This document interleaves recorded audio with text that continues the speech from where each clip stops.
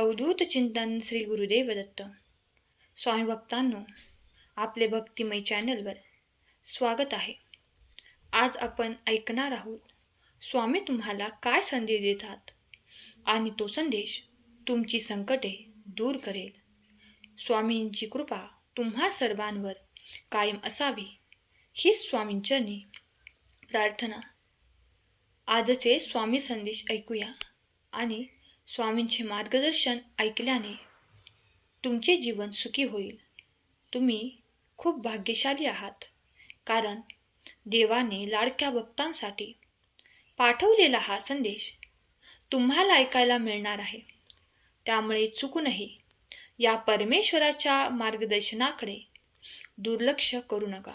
बाळा, माझ्यावर विश्वास ठेव, मी तुला मार्ग दाखवीन.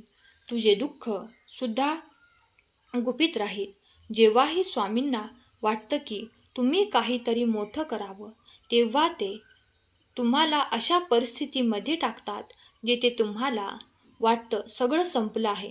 पण लक्षात ठेवा, तेथूनच खरी स्वामींची लीला सुरू होते आणि तुमचे आयुष्य आकार घ्यायला सुरुवात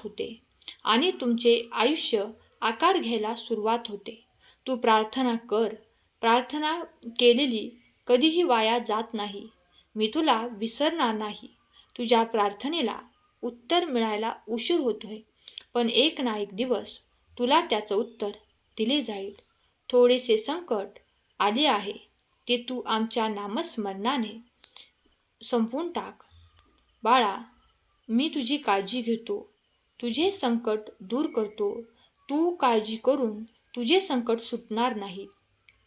स्मरण कर, चिंतामुक्त होशील. कधी कधी तुमच्या पूर्वजन्माच्या पापांचा हिशोब पूर्ण होत असल्यामुळे तुमच्यावर होणाऱ्या कृपेला विलंब होतो. म्हणून तुम्ही सेवेत खंड पडू देऊ नका. तुमची सेवा वाया जात नाही. योग्य वेळ आली की तुम्हाला त्याचं फळ नक्कीच मिळतं. बाळांनो, स्वतःच्या आनंदाचा रिमोट कधीही दुसऱ्याच्या हातात देऊ नका, नाहीतर आनंद, सुख तुम्हाला मिळणार नाही आणि तुम्हाला सुखी होण्यासाठी, आनंदी होण्यासाठी इतरांची वाट पाहावी लागेल. त्यामुळे स्वतःच्या आनंदाचा रिमोट तुमच्याच हातामध्ये ठेवा. मी या संदेशामार्फत तुझ्यापर्यंत पोहोचलो आहे हे लक्षात असू दे. तुझे प्रश्न आणि समस्या कितीही मोठी असली तरी आणि पत्रिकेत कितीही मोठा दोष असला तरीही जो सेवेकरी रोज श्री स्वामी समर्थ मंत्राचा 11 माळी जप करतो, श्री स्वामी चरित्राचे 3 अध्यायाचे क्रमशः वाचन करतो, सेवेत शाकाहारी आणि निर्व्यसनी राहून पंचम ज्ञानाची सेवा करतो, त्याचा कोणताच प्रश्न महाराज शिल्लक ठेवत नाहीत. ते त्रिवार सत्य आहे. स्वामी म्हणतात, माझ्या प्रिय बाळा, कधी कधी तुझ्याकडे माझ्या ऊर्जा आणि माझे आशीर्वाद इतक्या तीव्र वेगवान गतीने येतात की कधी कधी तू समजत नाहीस की ते तुला प्राप्त होत आहे. ते माझ्या आशीर्वादाने कधी कधी तुमचे वर्षानुवर्ष रखडलेले कार्यसुद्धा काही तासात, काही काळात पूर्ण होते. तेव्हा माझा चमत्कार तुमच्याकडे येऊन तुम्हाला ते आशीर्वाद प्रदान करतात. बाळा, विश्वास ठेव, माझे देवदूत तुझ्यासाठी खूप काही असे घेऊन उभे आहेत जे तुझ्यासाठी अत्यंत मौल्यवान आणि आनंदी करणारे आहे. जर तुम्ही ते स्वीकार करू इच्छित असाल तर आत्ताच होय टाईप करा.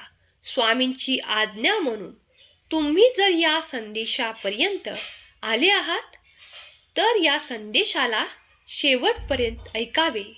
जर तुम्ही ते आशीर्वाद प्राप्त करू इच्छित असाल तर देवाच्या अफाट अनंत लीलांमध्ये तुम्ही तुमच्यासाठी काही प्राप्त करू इच्छित असाल तर देवाला मनोमन प्रार्थना करा. हे स्वामी राया, तुम्ही मला जे काही देत आहात त्यात मी आनंदी आहे, त्यात मी समाधानी आहे. कारण तुम्ही माझे गुरु, पिता, माता आहात. तुम्हीच माझे सर्वस्व आहात. तुम्ही जे काही माझ्यासाठी ठरवाल ते माझ्यासाठी सर्वोत्तम असेल हे मी जाणतो. तेव्हा तुमचे आशीर्वाद स्वीकार करण्यासाठी मी माझे हृदय, बुद्धी आणि मन उघडे करतो. त्यात तुम्ही ते आशीर्वाद द्यावे मी अशी तुम्हाला विनंती करतो. माझी प्रार्थना स्वीकार करा. देवाला प्रार्थना करा आणि देव प्रार्थना ऐकत आहेत अशी मनोमन इच्छा करा आणि मग बघा देवांचा चमत्कार. देवांचे आशीर्वाद अफाट आणि अनंत आहेत. देवाची ऊर्जा अनंत आहे. ती सतत तुमच्याकडे शुभ ऊर्जा प्रवाहित होत आहे. त्याचा आनंद घ्या. त्यात रममान व्हा.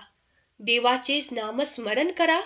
देवाचे स्मरण केल्याने तुम्हाला कुठेही अडचण जाणवणार नाही.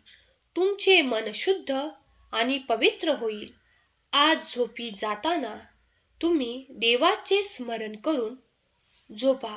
तेव्हा देव नक्कीच तुमच्यासाठी रात्रीतून काही आशीर्वाद तुम्हाला देतील. यावर विश्वास ठेवा. तुमच्यासाठी उद्या जेव्हा तुम्ही सकाळी उठाल तेव्हा एक नवीन आनंदाची बातमी तुमची वाट पाहत असेल आणि एक चमत्कार घडेल जो तुमचे जीवन परिवर्तन करेल. यावर विश्वास ठेवा आणि होय मी विश्वास करतो लिहायला विसरू नका.